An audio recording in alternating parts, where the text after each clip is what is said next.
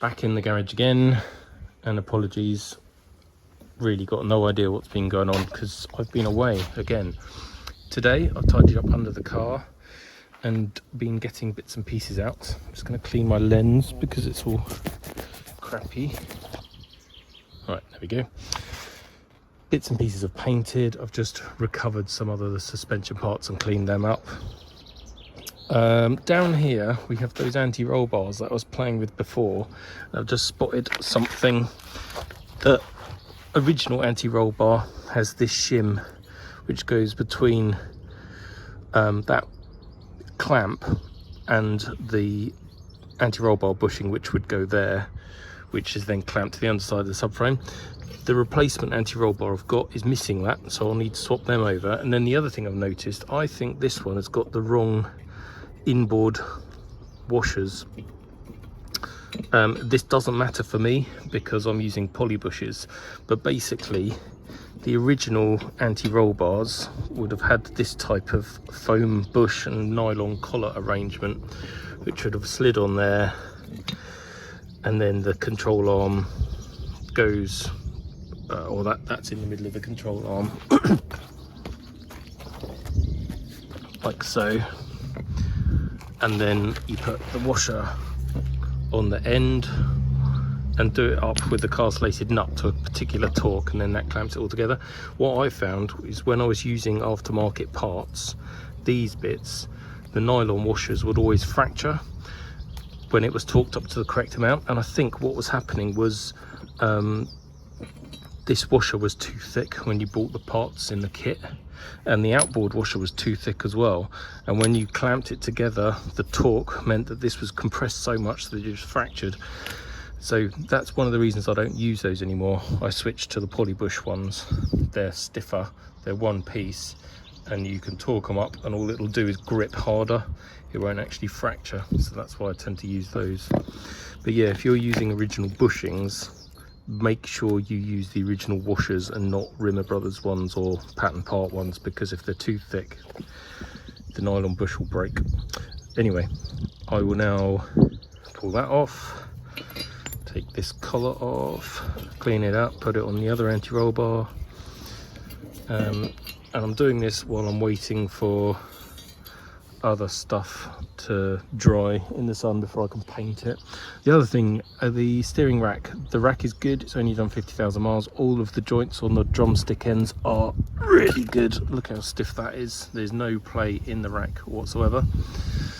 Same as the rod ends, they are stiff as anything. Even the boots are good, so all of that's okay. But the actual gaiters are gone, so I have a pair of new gaiters. They can go on. I just need to clean up and take the track rod ends off so I can slide them on, do them up with zip ties, clean the rack up. The rubber guide bow is fine, that's all good. What I do need to do though is get under the car and change the steering column bushing, the lower one, which is this kiddie here. So need to get under the car, undo the steering column from the bulkhead, change that bush, put it all back together again. While I'm waiting for stuff to dry so I can paint it, I'm going to do that bulkhead washer thing, seal. In order to make life easier for myself, I'm removing the downpipe now because I have a nice new stainless one to go on, along with a full stainless exhaust. So I have been hitting it with the WD-40 and then also the map gas torch, and now I've got this one moving, but it is very stiff. But what I don't want to do is knacker the stud in the turbo, because I don't want to have to try and get the turbo off to then replace the studs, because that would be a whole world of pain in the buttness. Nut number one off, now for nut number two.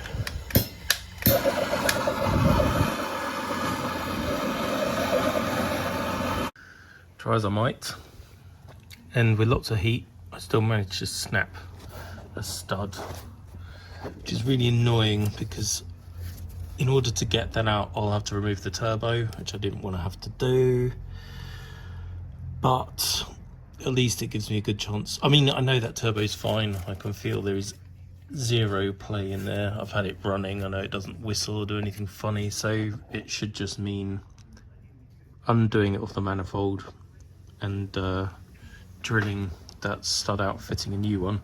But it's hassle I didn't need. Good news is my steering shaft thing came out fine. Now I just need to undo the plate off the bulkhead, swap the bush, put it back together again. But I'm gonna get the turbo out as well, because I'm fitting a lot of stuff back into the underside of the car, and at the moment access from beneath without the subframe there is excellent, so it makes sense to get the turbo out now rather than when I've fitted the subframe and all of those other ancillary parts like the steering rack. Annoying though. Forgot how annoying this was.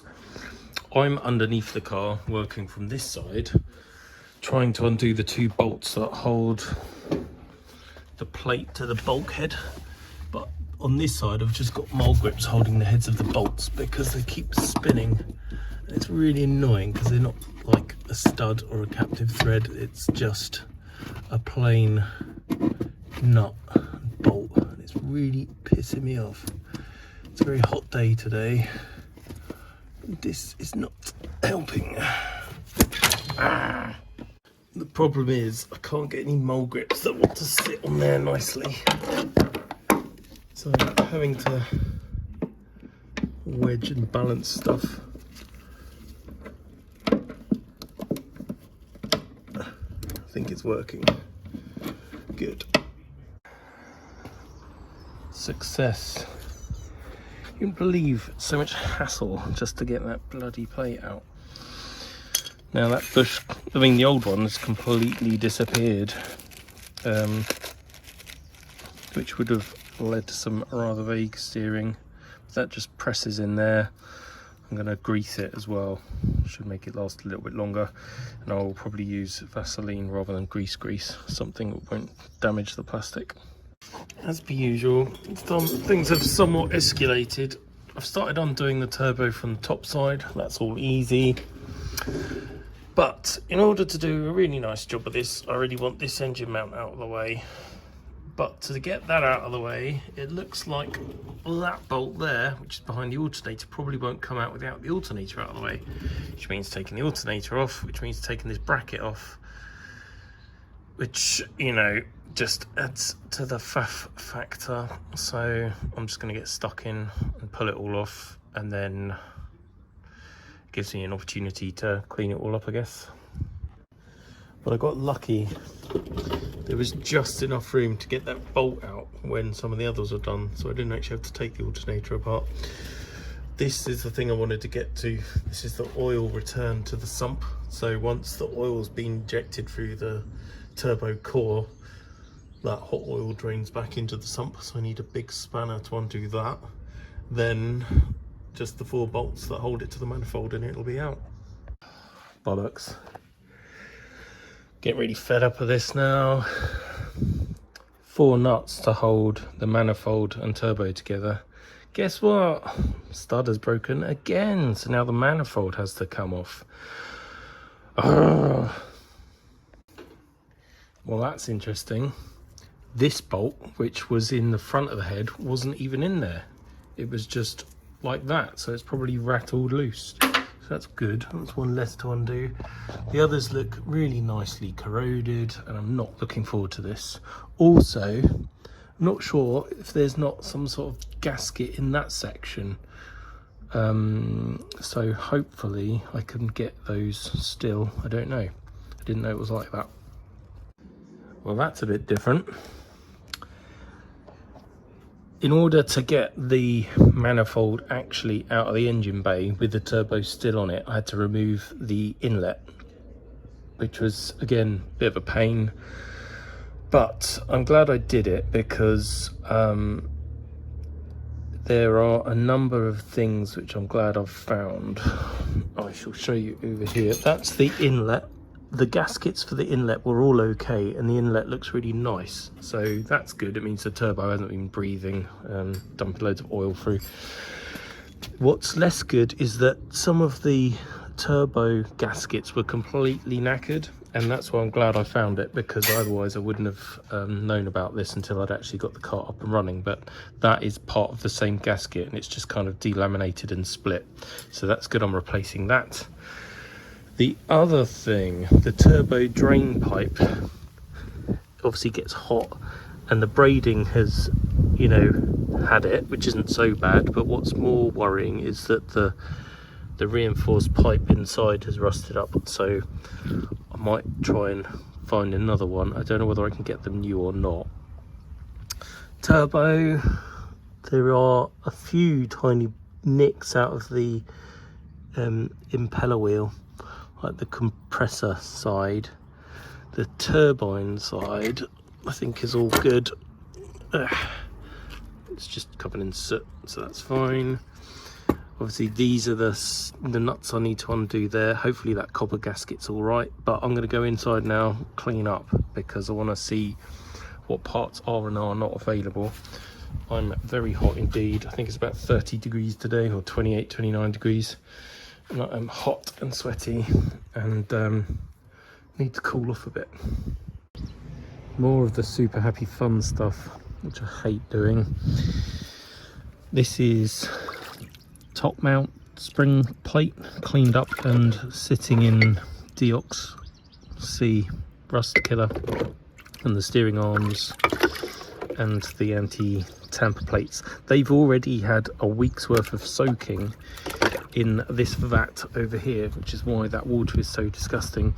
In here I've now got the front springs, which I have attacked with the wire wheel and then with a Brillo pad thing, and I'll just keep doing that.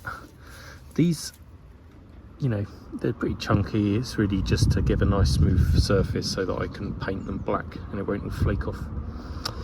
Kind of pointless, never mind.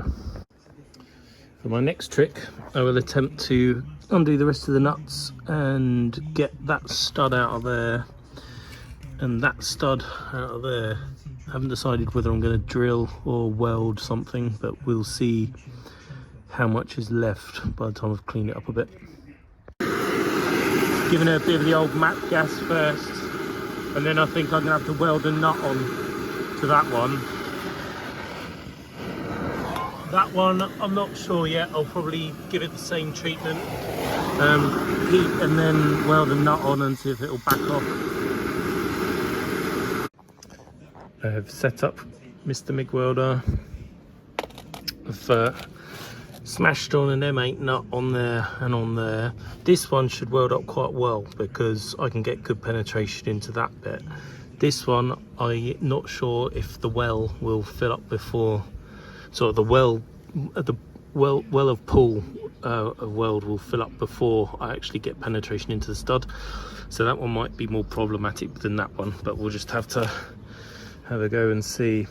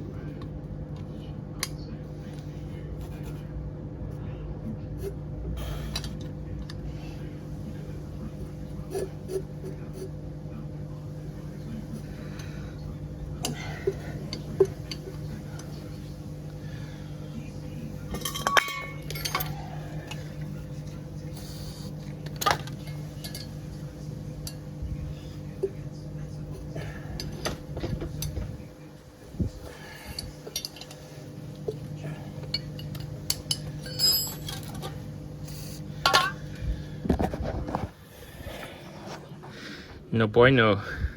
that one sheared straight away. This one, I think it started to go and then it went again, so I'll have to get a couple more nuts and just keep persevering, but it'll be the same process. You can see there was next to no penetration into that stud. So what I might do is preheat it with the map gas before I start welding. In fact, I'll preheat the stud, I'll put the nut on, smash the nut on, weld it, then try. Right, progress. This one wants to come out now. The downside is this one didn't. I welded another nut on and then all it did was shear it off below the surface. Did that. Ow, still fucking hot. But we'll take this as a result. It continues to unwind as it is at the moment. That one, I've got two options. One is I put a washer around it, then weld up onto the surface of the washer, then weld a nut on the washer, or I just drill and tap it. I think I'll give the washer stacking a go first. The danger is, because this is steel, I might end up welding the stud to the casting, which I don't want to do. I'll think on that a bit more. It might be that I just... Ow, it's still really hot. Yeah, I think I might just drill it. It's probably safer. That is now ready to come out.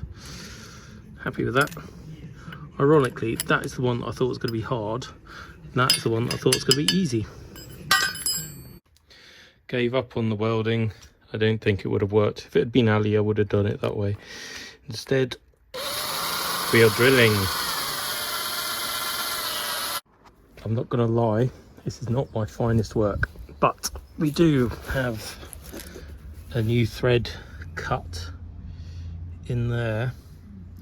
The reason I say it's not my best work is I think part of that might be through the old stud. Doesn't really matter, because if I can't tap it anymore, then the nut is not going to strip it, which is good. Oh, sorry, the stud is not going to strip it, and the nut on the end of the stud isn't going to strip it. So now I just need to order two more studs, and we should be away. Annoyingly, because I don't know how long the bottom of this one was, I don't know what blunt end I need, but it shouldn't matter. I'll buy a long one, and if I need to, I'll just cut it down. Found a bucket of studs. I've one here that looks pretty good, but we have some different designs. Both of these are M8, but this one has a narrow waist, so that could recess more deeply into that bit if I wanted to. This one has a wider waist with no thread, so once that is in and done up, it will bottom out and just sit there. That one is actually the right length, which is good. That one I'm hoping, let's go and have a look, might be good for Le Tourdeau. Maybe it's too long. Yeah, it's going to be too long. I think I'll bite the bullet and buy some new ones. I think that might also be a crude version of stainless that came off a crappy Chinese turbo I bought a while ago, so it's probably not the best provenance. So I might leave that there for today, after having made all this mess and really no substantial progress or nothing constructive. All destructive, rather frustrating, but is what it is. In the background of some of these shots you will have seen stainless steel components. I have a stainless steel exhaust for the car now. It's a Rimmer Brothers one, new old stock, second hand, but never fitted to a car. So that's quite exciting. The only bit I'm missing is the rear box. So that would have gone over the rear axle, and then there would have been a separate tailpipe section, and I'm missing the tailpipe section, but hopefully one will turn up, or I can make something up. Right, okay, bye bye, till next time. Welcome back to another video. We are in the process of cleaning stuff up. So that is one of those top plates. left in the solution of deox C. Just need a bit of a rub down with wire wool and then they come up shiny. So that's all good. Over here we have the springs. They are pretty much de-rusted now, as far as I can be bothered to get them. They're not exactly gleaming, but they are considerably better than they were. Again, that's deox C. It's just been pickling for a lot longer, hence the nasty rusty scale. So I will clean these bits up, lay everything out on the table. Those are going to get a bit of Hydrate 80 anti-rust paint on them just to finish them off, then aerosol black in enamel. These will be done in the black epoxy, and I think there's a few other bits and pieces that I'm going to do as well, which I've found, like an engine mount and some other bracketry. These ones, I'm not so sure what I'll do with them. I think I don't know, I'll pass. I don't really want anything thick because I don't want to have anything that breaks off and reduces the clamping forces of the bolts that go through them, so I'll probably aerosol them black. The other stuff is drying in the sun, and in here I have the left and right side engine mounts soaking in some petrol, old petrol. Just going to use that to clean it up. And I've also decided it's stupid just buying one new rubber engine mount. I'm going to have to buy a second one so that I have a nice shiny new pair. So that's the other old crappy one. There's nothing actually wrong with it. I don't think they're fluid filled. Well, they might be, but either way, there's actually no perishing to the rubber. But you can still buy new ones. Not a lot of money. I bought that ages ago just because it came up on eBay for like a £5 or something. So I'll have to get another one of those. Those bits, as I say, drying in the sun. And then I've got one good back plate there, and I'll whip another one off the other hub, and then we'll have two and they can be painted up as well. Well, that's those cleaned off in petrol and then given a hose down. And I'm now rather glad that I did clean these up. Originally I wasn't even going to take them out of the engine bay, but as I was cleaning, I found something, a crack. Crack goes all the way through that web, both sides, and has just stopped at that return there. So in fact it even goes across there.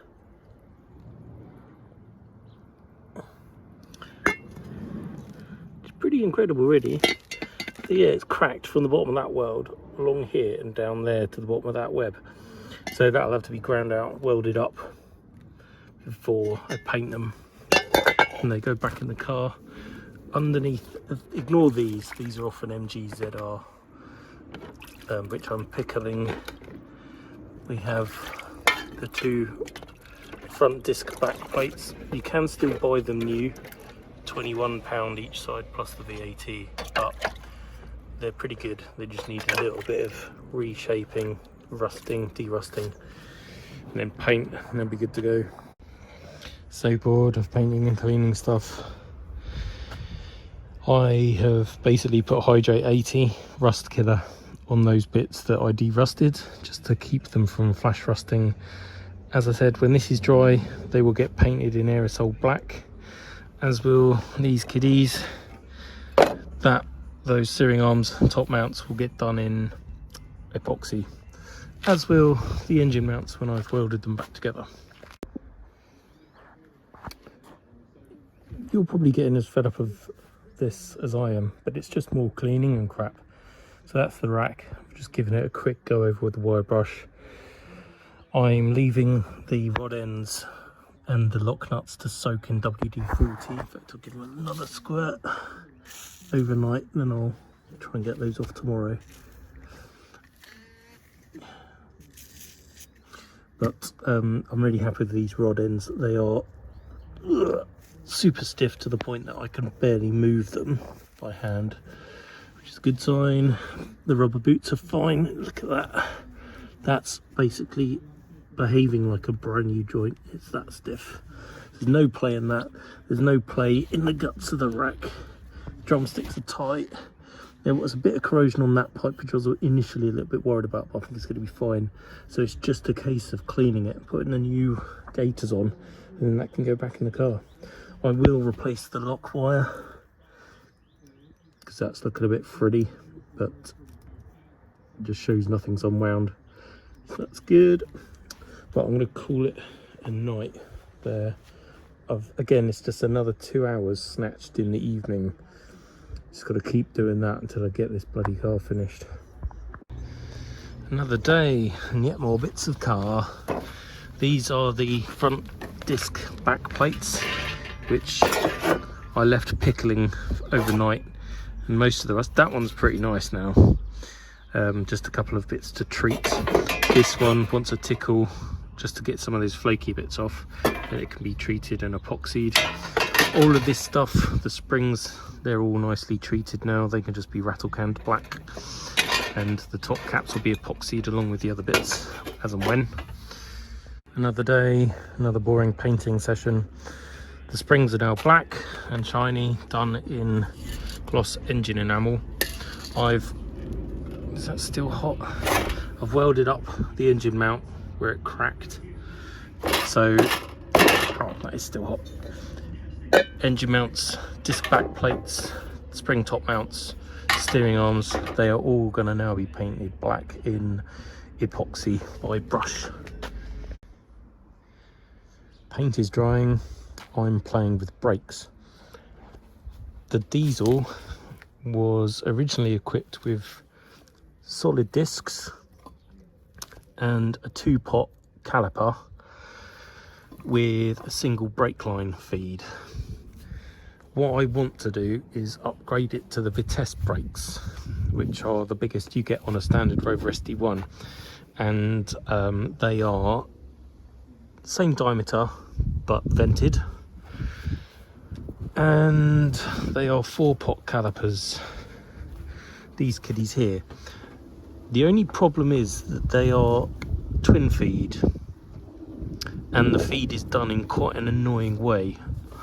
I'll show you on this half. This is one I've just split to get the old pistons out. I was hoping that one line, or that the 2 lines went into that chamber, and then from that chamber filled that chamber, and then went through the ports into the back side of the caliper to power these 2, but that's not what happens. Blowing through these pipes, one of them does the top one, which goes to the opposing partner on this side, and the other line goes to the bottom one through that port into the bottom one of this side. So if I capped one of these and only powered through one, all it would do is operate one pair, which is not good. There are calipers you can buy which are the 4-pot Vitesse type but with single feed, but it must have a more complicated drilling inside. But in order to buy a pair of them, it's about 400 quid, and I'm not going to do that because I've spent far too much money on this car as it is. What I can do is the supply to this wheel station, I can put a T-piece in, and then that will split the fluid into the 2, and that's the most elegant solution really. The other option is to fit the brake proportioning valve and all the pipework from a Vitesse, but that's a real pain, so I'm not going to do that either. The reason I'm going for the Vitesse brakes, I was talking about fitting the Jag brakes, which are exactly the same design as this, but they're even bigger and they're single feed. Unfortunately, they don't fit under my nicely newly refurbished 14-inch alloys, so it's going to be Vitesse brakes with T-pieces to make them operate correctly. So that one's already split and I've got the pistons out. This one is the next one for the treatment, and hopefully it goes better than the last one did, because the last one was a tremendous pain in the arse, because the pistons, although they're chrome rather than stainless, they were well in there. The actual chambers in the piston, or the piston chambers in the calipers, weren't rusty, which is good, but it did require Stilsons to get them out.